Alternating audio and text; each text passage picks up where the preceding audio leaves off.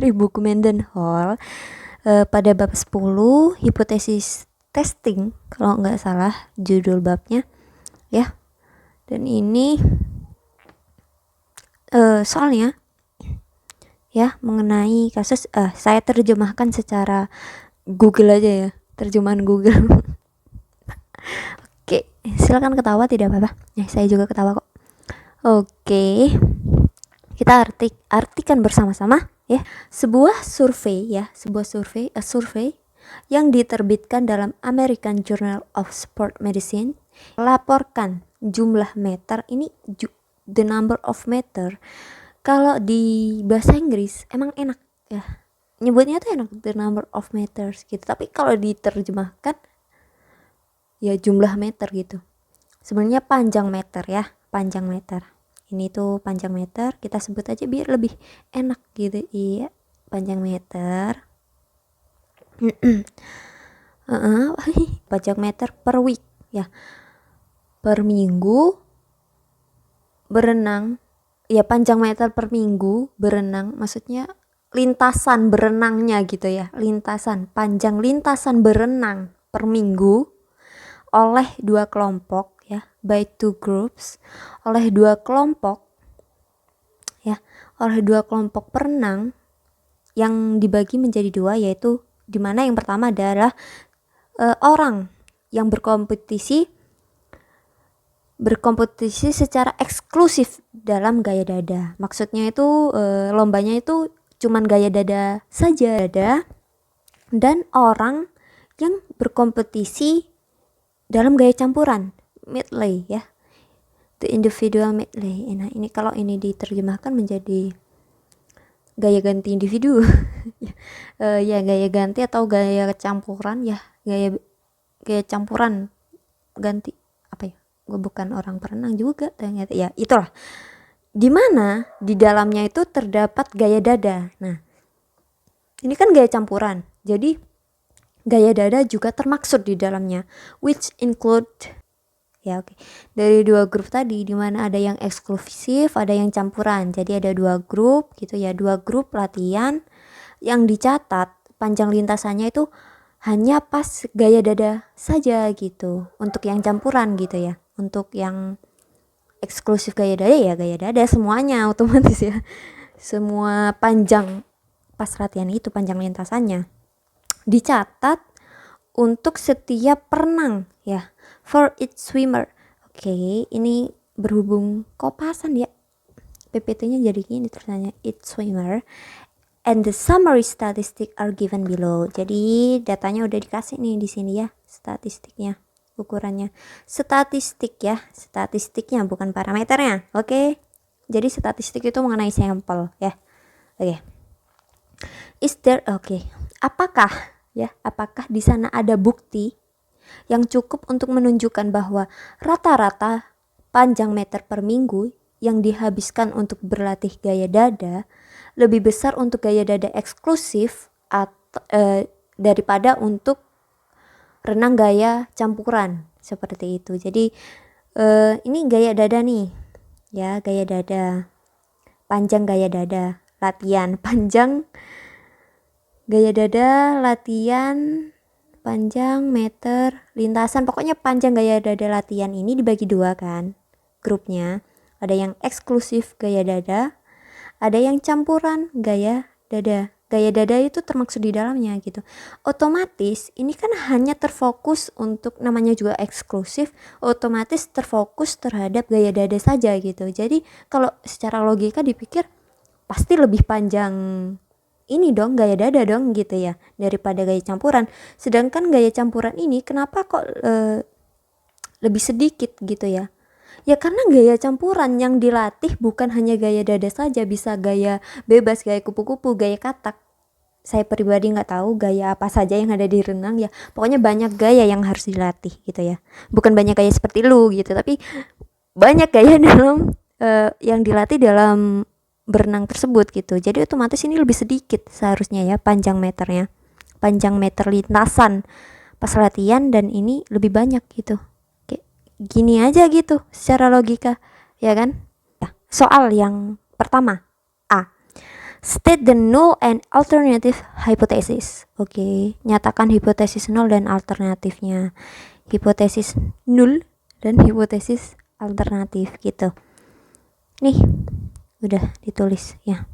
Ini tuh bisa ditulis mu1 sama dengan mu2 atau mu1 lebih besar dari mu2. Bisa ditulis seperti ini, bisa. Tapi kenapa saya menulis seperti ini? Karena takut bingung sama pengujian satu rata-rata. Ini kan pengujian dua rata-rata. Takut bingung dengan pengujian satu rata-rata karena satu rata-rata biasanya nulisnya gini nih. Nah, gini nih. Dimana mu 0 ini sudah diketahui misalnya 120 gitu. Ya. Rata-rata populasinya sudah diketahui dan ini kan belum. Ini kan diduga sama rata-rata sampel masing-masing grup gitu kan. Jadi saya menulis seperti ini ya, seperti ini. Itu alasan saya menulis seperti itu, oke. Biar tidak membingungkan. Nah, hipotesis nol dan hipotesis alternatif dibentuk. Kenapa lebih dari gitu? Kenapa lebih dari? Karena yang diharapkan hipotesis yang terpenuhi atau tesnya yang diharapkan kesimpulannya adalah rata-rata jumlah meter per minggu yang dihabiskan untuk berlatih gaya dada lebih besar ya. Lebih besar untuk gaya dada eksklusif daripada untuk renang gaya dada campuran, seperti itu. Jadi eksklusif gaya dada itu harus lebih besar dari campuran gaya dada gitu. Campuran gaya dada ini gini ya, biar masuk gitu. Gaya campuran dalam renang di mana gaya dada termaksud di dalamnya, kayak gitu. Jadi saya seperti ini, oke. Apa daerah penolakan yang tepat untuk alfa 0,01 ya, untuk level kesalahan tipe 1 0,01 besarnya ya. Di sini ini sudah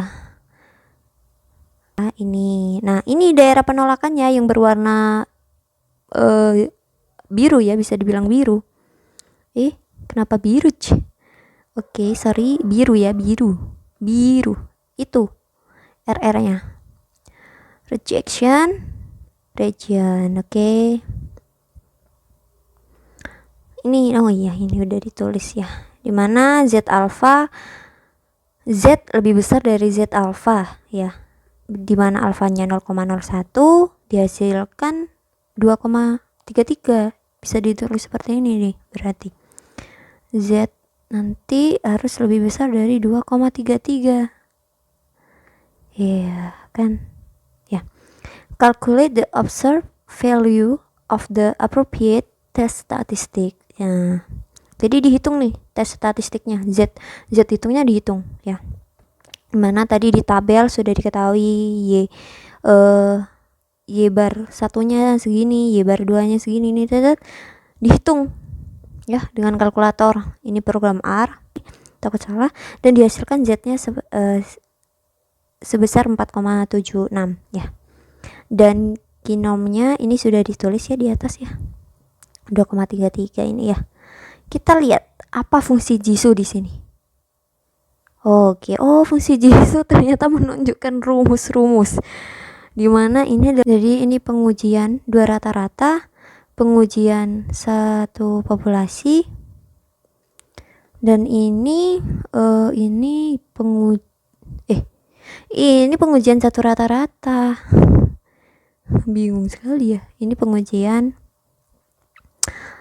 satu populasi ya, mantep lah. Ini adalah plot dari standard normal distribution. Ini plotnya dimana peluang densitasnya sampai 0,4 ya, dan minnya 0, dan simpangan bakunya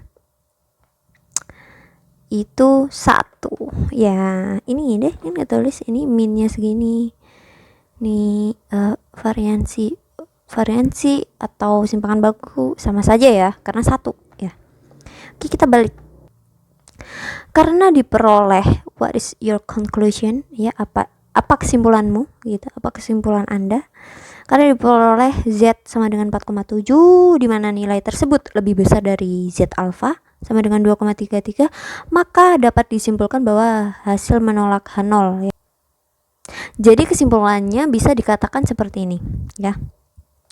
Sehingga dapat disimpulkan bahwa pada tingkat 0,01 alfanya terdapat bukti jika panjang dalam satuan meter per minggu yang dihabiskan untuk berlatih gaya dada lebih besar ya, lebih besar untuk gaya dada eksklusif daripada untuk renang gaya campuran, di mana gaya dada termaksud di dalamnya ya.